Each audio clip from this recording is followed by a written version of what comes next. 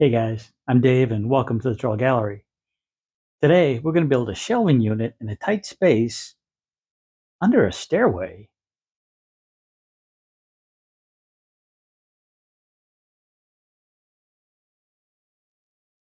Normally builds like this are quick and easy, but the space these shelves will be installed in is pretty tight. And I realized early on that the only way I could pull this off was if it was assembled in place. So with that said, let's see if we can pull this one off.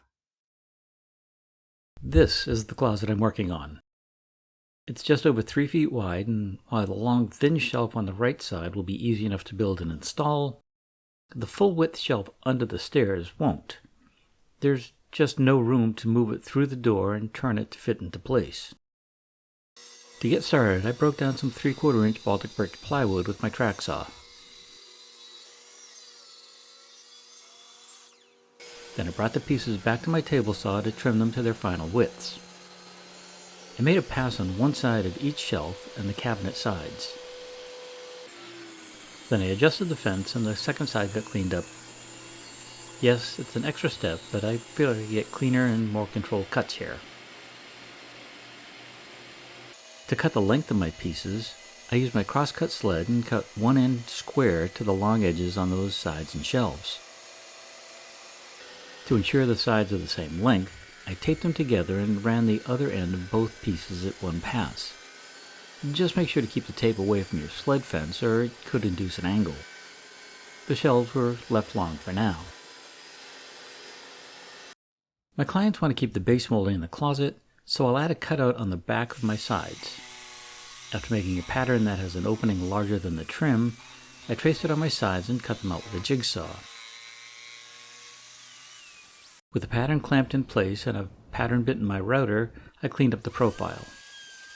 A few pieces of scrap ply the same thickness as my pattern help hold the side to my bench, and after a few light passes, the cut looks just right. To cut the notch for the toe kick, I raised my blade to full height, set my fence at the correct distance, and set a stop for the cut. With the blade at full height, I can cut nearly to my line on both pieces. A jigsaw or a bandsaw would work for this as well, but I just know I get a cleaner cut this way. I moved my fence and used a thicker stop and made the second cut just like the first. I was pretty sure the offcut would stay attached, but just in case I wanted it on the outside of my saw blade. I used my pull saw to clean up the last of the cut on both sides. The remaining bit was cleaned up with a sharp chisel and a mallet.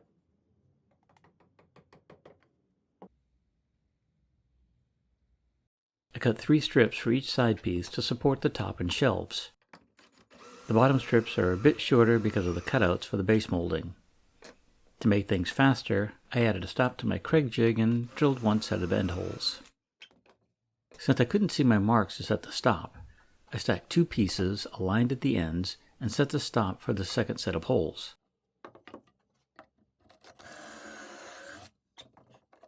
The longer piece got a center hole with the stop set the same way. At the drill press, I set my fence and the stop and drilled a mounting hole on either end of each piece. I adjusted my stop and drilled a center hole on the shorter pieces before adjusting the stop one more time to drill the inner hole on the longer pieces. Before assembling the shelf supports to the sides, I laid out the locations. The top piece was flush with the top of the sides, the bottom sits in line with the toe kick, and the center strip is centered between the top rail and the bottom shelf. I set the first bottom placing piece, secured it with some clamps, ensured it was square to the edge, and then pre-drilled for some screws. I added a bead of glue and secured the rail in place with some number 8 by 1 1/4 screws.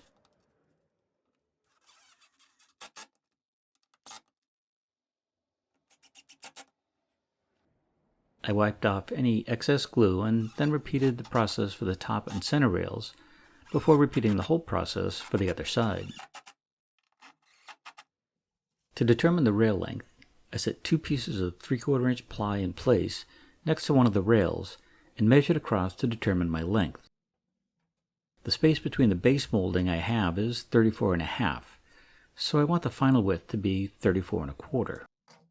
A little wiggle room is always good. I set a stop on the miter saw, cut the first piece on my mark, and when I was sure it was the correct length, I cut 2 more to match.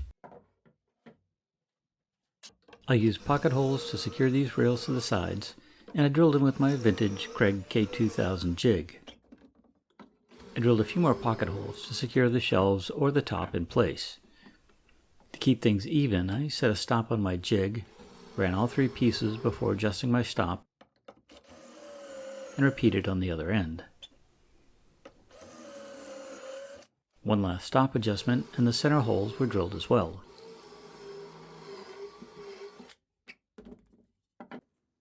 I'd normally glue these pieces together before adding screws, but the whole point of this build is to assemble it in place. I used Kreg's right angle clamp to secure the back rails in place and drove in the 2 screws on the upper rails. I realized that I had not left any room for the lower rail, so I used my multi-tool to trim off 3/4 of an inch of the bottom of the support piece. Clamping a piece of scrap in line with the cut gave me a good reference point for a straight cut. The last bits were cleaned up with a chisel before adding the bottom rail like before.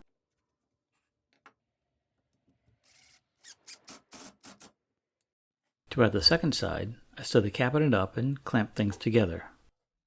After I made sure each rail was in line with its mating support strip, they were screwed in place.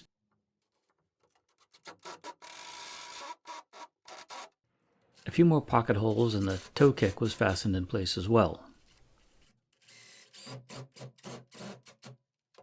A clamp or 2 helped hold it in line while it was connected to the second side. I measured the front rail by checking against the width of the back. Once it was cut to size, it was clamped in place and fastened with more pocket hole screws. I also drilled 2 holes in the rail to help secure the top in place later. It's starting to look like a real shelf unit. I realized that the center support strip might show after the face frame went on, but I still wanted the support for the center shelf. I used my multi-tool again to trim the front of the support. The stiles might hide the edge, but it only took a minute to clean them up. I measured for the shelves between the 2 sides. I want them snug but not too tight since they have to go in after finishing. I cut them to size and I think they'll fit fine once they're painted. The top got a piece of poplar for edge banding and it was cut to size. I've got 36.5 inches between the walls, so the top was cut at 36 3/8, and I hope that'll be close enough, but not too tight. With the main shelving unit assembled, it's time to build the face frames.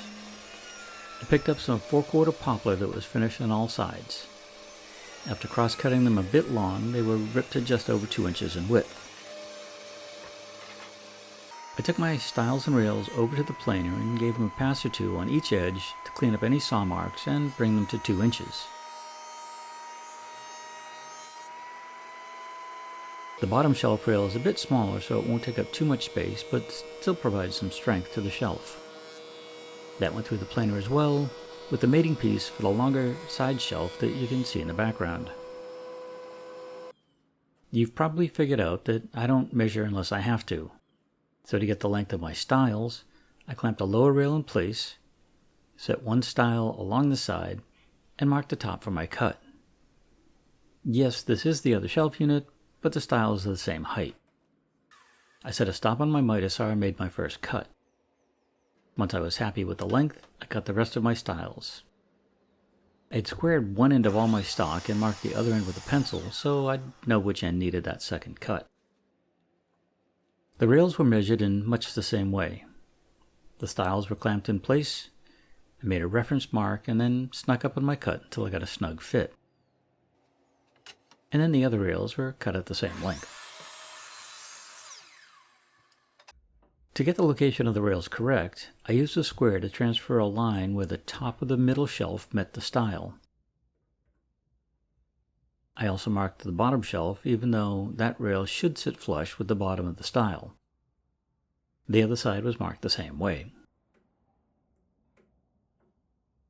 With the locations identified, I could glue and screw the rails to the stile. First the center rail, then the top rail, and finally the lower rail. The assembly was flipped around and I could connect the second stile. Since the center rail was a bit off its mark, I started with the two outer rails first. Then I could come back and pull the center rail into its correct location. A quick check for square, and the frame was set aside to dry. Once the face frame was sanded, I could set it in place on the cabinet and check out the fit. It's looking good. The box, shelves, top, and face frame were all finished with a coat of primer and then given a quick sanding to remove any raised grain. Then I came back and gave them all 2 more coats of a cabinet grade paint. Painting the box while assembled meant fewer pieces to deal with, and most of these joints won't be seen after assembly, so they should be fine once it's disassembled. Once the paint had a few days to cure, it was time to install everything. I set the sides in place, face down, and added the toe kick and the front top stretcher. Then I came back and installed the 3 rear stretchers. Each one was labeled before disassembling, so I knew what went where.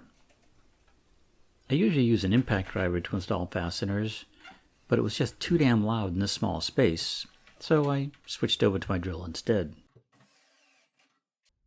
Next, I set the bottom shelf in place, made sure the front of the shelf was facing down, and then drove in some more pocket hole screws to hold things secure. The middle shelf came next, and it was a snug fit.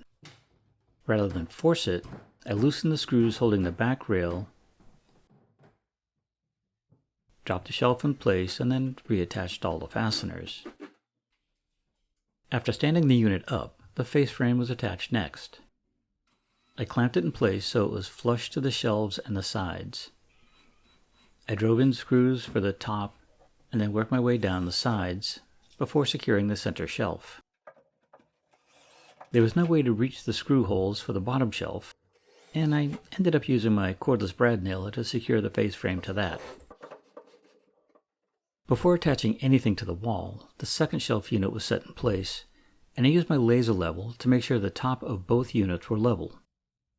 From my laser line, everything was right at 6 inches down, so I was good to go. The tape on the wall showed the marks of the stud locations I had found earlier. One screw went through the upper mounting rail into both studs. There just wasn't enough space in this closet for my laser to locate the lower right-hand screw location, so I just measured to match the top. Somehow I was able to see the laser line for the left screw, and the cabinet was secured to the wall. After setting the top in place, it too was secured with several pocket hole screws. And I'm getting too old to be climbing around inside these small spaces. The long right-hand cabinet was secured to the wall the same way. Then its top was secured as well. The 2 tops are connected to each other.